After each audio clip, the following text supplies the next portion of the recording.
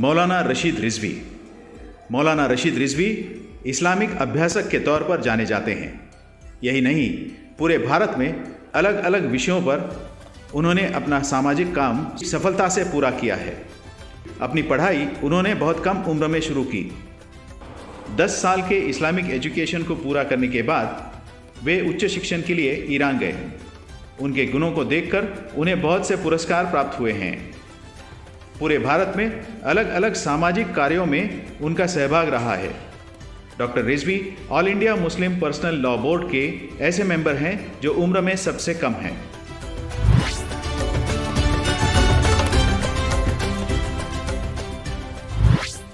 आज की सबसे बड़ी प्रॉब्लम क्या है? सबसे बड़ी प्रॉब्लम ये कि मोहम्मद का इस्लाम अलग है और मुल्ला का इस्लाम अलग है। समझ में आ रहा है आपको? तो कृपया करके मुल्ला के इस्लाम को इस्लाम नाम मत दीजिए। मोहम्मद का इस्लाम इस्लाम है। अब मैं आपको 2-3 खूबसूरत बातें सुनाऊं। मोहम्मद के वसी, जिनको हम इमाम अली कहते हैं, वसी मतलब उनके असिस्टेंट, जिनकी हम पहली इमामत मानते हैं, वो कहते हैं कि शहद की मक्खी को, शहद की मक्खी समझ रहे हैं ना, शहद की मक्खी, शहद की मक्खी को गौर से देखो, कितना पवित्र लाती है और कितना पवित्र देती है। आप जरा इस बात को सोचना, वो फूल से उसका रस लेती है और अपनी जो उसकी राजा होती है, जिसको अरबी में यासूब कहते हैं, जो उसकी महारानी होती है, उसको वो अपना कलेक्शन ला के देती है, इस यकीन के साथ कि अगर मेरी कलेक्शन में कोई डिफेक्ट है तो तू मुझे मार दे। ठीक है? वो कहते हैं शहद की मक्खी से सीखो कि वो पाक लाती है और पाक देती है। यानी फूल से जो रस लाई वो भी पाक था, आपके पास जो मध आया, जो शहद आया, वो भी पाक था। इसका मतलब ये है कि आप काम कोई ऐसा मत करो कि आपका पैसा देख के कोई कह दे कि यार ये नजिस पैसा है, यार ये हराम पैसा है, यार ये गलत पैसा है, यार ये धोखे का पैसा है, ये गबन का पैसा है, ये देशद्रोह का पैसा है, ये एंटी नेशनल पैसा है। पैसे ऐसे कमाओ जो शहद की मक्खी की तरह हो, पाक आए और पाक जाए। अब आप कहेंगे कि ये इस्लाम की बात है। नहीं, हिंदुइज्म में भी यही है। मैं आपको एक शब्द सुनाता हूं। आपके यहां पैसों के लिए 2 शब्द यूज होता है, एक को धन कहा जाता है और एक को लक्ष्मी। लक्ष्मी और धन में फर्क है। धन से आप किसी को मार सकते हैं, लेकिन लक्ष्मी सिर्फ बनाने के काम आती है, मारने के काम कभी नहीं है।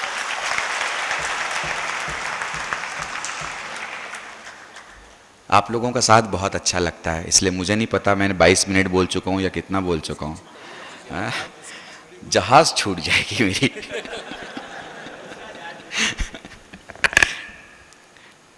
मैं आपको एक और कॉल सुनाता हूं, और इस कॉल को बोलने के पहले मैं अपना ईमान और अपना अकीदा शब्दों में ढालने की कोशिश करता हूं। जब लोग अपने अपने विचार अपने देश के बारे में रखते हैं, तो मेरा भी हक है कि मैं अपने विचार अपने देश के बारे में रखूं। ए मेरी मादरे वतन, यानी अगर आप हिंदी करें तो हे मेरी धरती माँ, हे मेरी मादरे वतन, सिर्फ तुझ पे सजदा करने से मेरी पेशानी को, यानी मेरे माथे को, सिर्फ तुझ पे सजदा करने से मेरे माथे को ही सुकून नहीं मिलता, बल्कि अगर मर के मुझे दफन किया जाए तो तेरी मिट्टी में सोने से मेरी मैयत को भी सुकून मिलता है। जमीन और जमीन का हक हर चीज से बड़ा होता है। पता नहीं मैं आपको समझा पाऊं कि ना समझा पाऊं, मगर जब मुल्क के बाहर मुल्क का झंडा बड़ा होता है ना, तो किसी बेटे को बाप तो नहीं दिखाई देता, माँ तो नहीं दिखाई देती, लेकिन झंडा सबसे बड़ा दिखाई देता है। हमें ज़रूरी है कि हम इस मुल्क के प्लेटफॉर्म पे सब एक हो जाएं, सब मिल जाएं, सब जागरूक हो जाएं, क्योंकि इल्म का कोई मजहब नहीं होता। 2 डॉक्टर, 2 इंजीनियर, 2 लॉयर सिर्फ यही लैंग्वेज फॉलो करते हैं कि कोई बहुत हार्ड वर्कर है और कोई बहुत स्लो है। ये बिल्कुल यूज़ नहीं करते कि उसका धर्म क्या है और उसका ईमान क्या है और उसकी जाति क्या है और उसकी प्रजाति क्या है। क्यों? क्योंकि इल्म इतना ऊंचा उड़ा देता है जहां नीचे बड़ी बड़ी दिखने वाली चीज छोटी छोटी दिखने लगती है। मुझे ऐसा महसूस होता है कि इल्म के लिए मैं आपसे क्यों कह रहा हूं, इसलिए कह रहा हूं कि ये जो आपका प्रपोजल है, ये जो आपने अयोध्या में राम जन्मभूमि के हवाले से प्रोग्राम किया है, इससे बेहतर कोई प्रोग्राम हो ही नहीं सकता। इल्म ही वो वाहिद हल है कि जहां, मुझे नहीं पता जाहिल हिंदुस्तान माने कि ना माने, मगर पढ़ा लिखा हिंदुस्तान आपको सलाम करेगा कि आपने एक ऐसा मसला हल किया है जो बरसों में ना हल हुआ था और ना हल होने वाला था।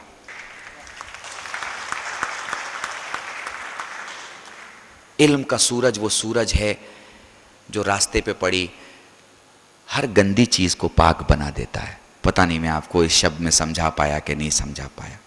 इल्म बहुत अहम है और इसी इल्म ने हमें बताया है। आज मैं धर्मों की इज्जत अगर करता हूं तो सिर्फ इस इल्म के दर का एक छोटा सा फकीर होने की वजह से करता हूं, वरना अगर मुझे समझ में नहीं आता तो आईने में लोगों को तो अपना ही चेहरा दिखाई देता है ना, संसार थोड़ी दिखाई देता है। मगर इल्म कहता है कि आईना देख के अपना चेहरा तो सब देखते हैं, कमाल तो यह है कि तू आईना देख मगर तुझे दुनिया दिखाई दे।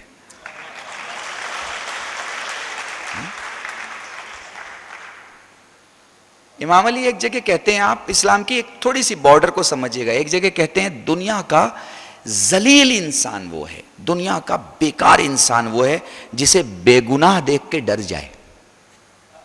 मतलब किसी का कोई गुनाह नहीं है, रास्ते में पता चला ओ फलां साहब आ रहे हैं, फलां साहब का एक जमाना था 22-25 साल पहले, अब मैं तो खतरे में जी रहा हूं, 2 गोली और सही, ठीक है ना।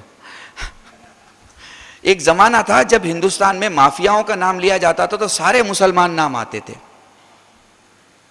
मुझे तअज्जुब होता था, भाई ये क्या हो गया है। किसी भी स्टेट में जाओ वहां का सबसे बड़ा गुंडा इत्तेफाक से मुस्लिम होता था। इसका मतलब ये बिल्कुल नहीं है कि सब गुंडे हैं, नहीं। जो रसूल की अजमत को, रसूल की इज्जत को समझने वाले हैं, अगर आप उनके साथ रहेंगे तो आपको लगेगा कि नहीं, वाकई बहुत अच्छे लोग हैं।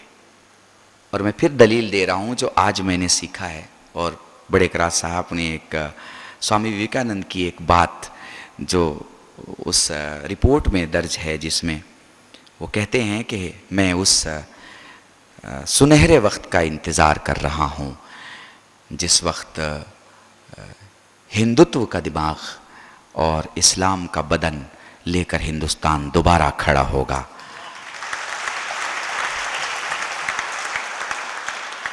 और मैं इस शब्द के आगे तो बस इतना ही कह सकता हूं कि जिस दिन भी खड़ा होगा इतना बड़ा हो के खड़ा होगा कि अब बड़ों बड़ों की टोपियां गिर जाएंगी और कोई भी अपने वजूद को उसके सामने संभाल नहीं पाएगा।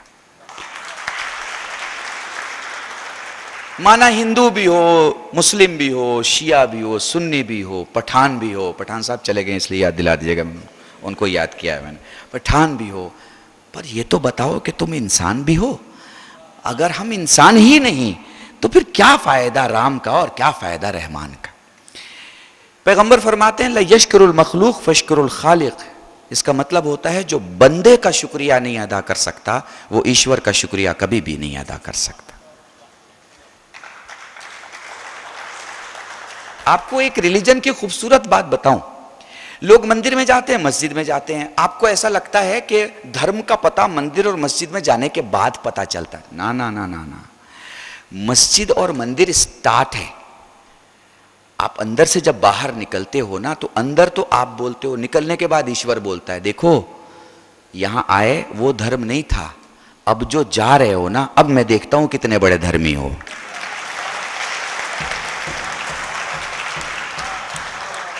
एक जगह इमाम अली कहते हैं कि जहां डर लगे वहां कूद जाओ। बहुत अजीब बात है, आप सोचेंगे कि ये क्या बताया जा रहा है। जहां डर लगे वहां कूद जाओ, क्योंकि तुम्हें भागने से इतना कूदने से इतना नुकसान नहीं होगा जितना भागने से हो जाएगा। और आज पूरी दुनिया की इन्वेस्टिगेशन को अगर आप चेक करेंगे ना तो इसी बेस पे है। आप चेक कीजिए इन्वेस्टिगेशन को, कहीं चोरी हुई, किसी ने कहा भाई फला आदमी पे शक है, पुलिस वहां पहुंची, पता चला वो भाग गया है। वो बेचारा डर के मारे भागा है, उसने चोरी नहीं की है, मगर पुलिस बोलती तू सच्चा था तो खड़ा क्यों नहीं रहा? क्योंकि दुनिया मानती है सच में ताकत होती है, मगर फिर भी लोग झूठ बोलते हैं। अगर आप एक एक चीज की स्टडी करें ना, चाहे वो हिंदुइज्म हो, चाहे वो बौद्धिज्म हो, चाहे वो कोई भी मजहब हो, वो एक मिसरा बोलते हैं ना, मजहब नहीं सिखाता आपस में बैर रखना। अब प्रॉब्लम क्या हो गई है, हम लोग सिर्फ बोलते हैं, करने की जब बात आती है तो हम फिर वही अपनी पुरानी आइडियोलॉजी पे चले जाते हैं। दादा ये बोलते थे, अब्बा ये बोलते थे, चचा ने ये कहा, मामू ये बोलते थे, खालू ये बोलते थे। अरे भाई तू भी तो कुछ कर ले। अच्छा, सबसे बड़ी प्रॉब्लम क्या है, हम इतिहास पे बेस रहते हैं। मिसाल के तौर पर एक आदमी मेरे से मिलने आता है, वो मुसलमान है, उसका नाम मान लीजिए खलील खान है थोड़ी देर के लिए, या रहमान भाई है, कुछ भी नाम है, रमजान अली नाम है। अब आके वो, मैं उसको नहीं जानता मिसाल के तौर पर, फॉर एग्जाम्पल, अब वो जब आके बैठेगा तो वो चाहेगा मैं उसकी पूरी रिस्पेक्ट करूं, क्योंकि मेरे पहले जितने मौलवी आए हैं उन्होंने उसकी रिस्पेक्ट की है, क्योंकि उसके दादा के दादा ने कोई बहुत बड़ी मस्जिद बनाई थी, जिस मस्जिद में आज इतने लोग नमाज पढ़ते हैं, या कोई बहुत बड़ा काम किया था। ऐसे ही हिंदुओं में चले जाइए, ऐसे ही दूसरे लोगों में चले जाइए, पुराने इतिहास पर आपको नहीं पता कि आप किस घर में बैठे हैं। हमारे दादा यहीं से फलाने राजा का हिसाब किताब लिखा करते थे। पास्ट में जीने से हमारा फ्यूचर कभी नहीं सुधर सकता।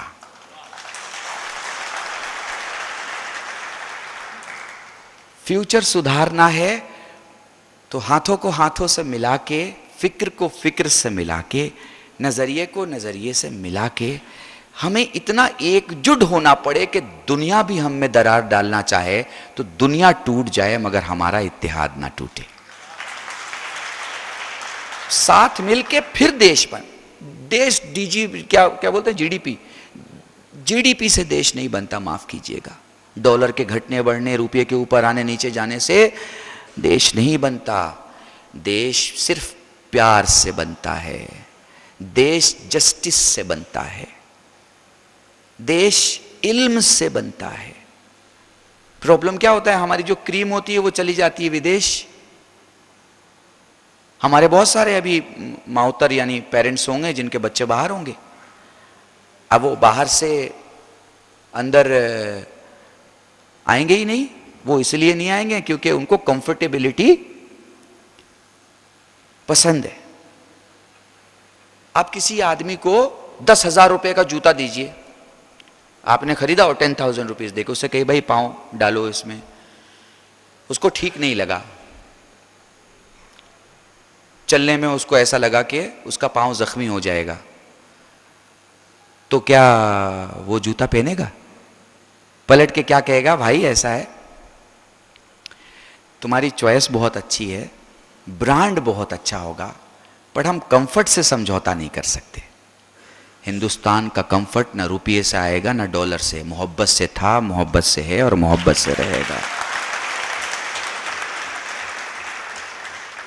आपको हिंदुस्तान बनाना है तो यहां मोहब्बत का वातावरण पैदा करना होगा, क्योंकि मोहब्बत ही एकमात्र सॉल्यूशन है जहां हर मां को उसका बच्चा जिंदा दिखाई दे, मरता ना दिखाई दे। मैं समझता हूं ये पूरा प्रोग्राम, ये पूरा इनिशिएट, ये अयोध्या में आपका इल्मी मरकज बनाना सारे मजहबों के लिए, ये सबसे बड़ी कोशिश है मोहब्बत के वातावरण को एक बार दोबारा हवा देने के लिए, जिला देने के लिए, जिंदगी देने के लिए और आगे बढ़ाने के लिए। मैं आपको क्या बताऊं, लोग आते हैं बड़ी बड़ी बातें करके चले जाते हैं, बहुत से अखंड मुसलमान ऐसे मिलते हैं कि उनकी बातें सुनकर लगता है कि वो प्रॉफिट से मिल के आ रहे हैं, और बहुत से अखंड हिंदू ऐसे मिलते हैं कि उनकी बातें सुनने के बाद ऐसा लगता है कि राम जी स्वयं आए थे उनके पास और कह के गए हैं कि सारे हिंदुत्व का ठेका मैंने तुम्हें दे रखा है और तुम्हें ही देश में हिंदुत्व का राज लाना होगा। हैं? भाई साहब, जिसे पड़ोसी नहीं समझ में आता उसे राजा समझ में आएगा? हैं? पड़ोसी समझ में नहीं आता। मुझसे किसी ने कहा कि आप कोई टीवी चैनल से कल मैसेज दे दीजिए, एक ज़रा सा आशूर का दिन था तो ताज़िया निकलती उस दिन, तो मैंने, अब क्या हादसे बहुत होते हैं, शिये हर जगह मारे जा रहे हैं, तो मैंने कहा देखो अगर तुम हिंदुस्तानी हो तो कम से कम अपने पड़ोसी का ख्याल रखो, मुसलमान हो तो 40 घर का ख्याल रखो, और शिया हो तो सारे देश का ख्याल रखो। क्योंकि हम ये मानते हैं कि इमाम हुसैन ने करबला में यजीद की फ़ौज से कहा था 71 लाशें उठाने के बाद कि मुझे भारत चले जाने दो। ये मुल्क हमारे लिए सिर्फ जान का हिस्सा नहीं, ईमान का भी हिस्सा है। और आपको पता है उस वक्त जो राजा उज्जैन थे वो एक पूरी टोली लेके करबला गए थे, और कश्मीर से जो हमारे ब्राह्मण हैं, वो कश्मीरी पंडित, उनका एक पूरा तबका गया था करबला, जो वहाँ से काला कपड़ा पहन के वापस आए। और एक सेक्रेटरी हैं गवर्नमेंट ऑफ इंडिया में, अभी रिटायर हुए हैं, उन्होंने मुझे बताया कि हम लोगों की जो नस्ल है कश्मीरी पंडितों में, जो हुसैनी ब्राह्मण हम लोग बोलते हैं उन्हें, उनके गले पे अभी भी निशान होता है। और उनकी कैफियत ये है उनके अपने घरों में कि अगर कोई बीमार होता है या कोई घाव वगैरह होता है तो वो अपना थूक यानी अपना लार्वा भी लगा देते हैं वहाँ पे, या वो किसी के लिए प्रेयर कर देते हैं तो वो पूरा होता है। ये मुल्क बड़ी आस्थाओं का मुल्क है, ये मुल्क बहुत अकीदों का मुल्क है, ये मुल्क बहुत प्यार और मोहब्बत का मुल्क है, ये मुल्क जिंदगी ही जिंदगी है। यहाँ ना मौत के ख्वाब कोई अपने लिए देखता है ना दूसरों के लिए देखता है। इस मुल्क के लिए बस मैं इतना कह सकता हूँ, जिसे दुनिया में कोई भी पालने को तैयार ना हो ना, हिंदुस्तान उसे भी पालने के लिए तैयार रहता है।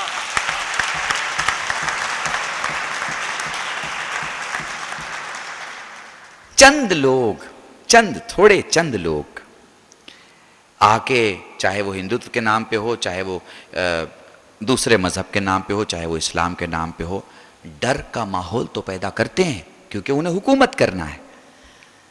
मगर आप लोगों तक ये बात जरूर पहुंचाइए, जमीन इतनी बड़ी है, इस पे बैठा हुआ हिमालय इतना बड़ा है कि लोग चाह कर भी अगर इसमें आग लगाना चाहेंगे उनकी आग कम पड़ जाएगी। हमारी मोहब्बत की हवा सारी दुनिया में जाती रहे। बस कोई शिकवा न शिकायत न गिला करता हूँ, सब सलामत रहो ये रब से दुआ करता हूँ।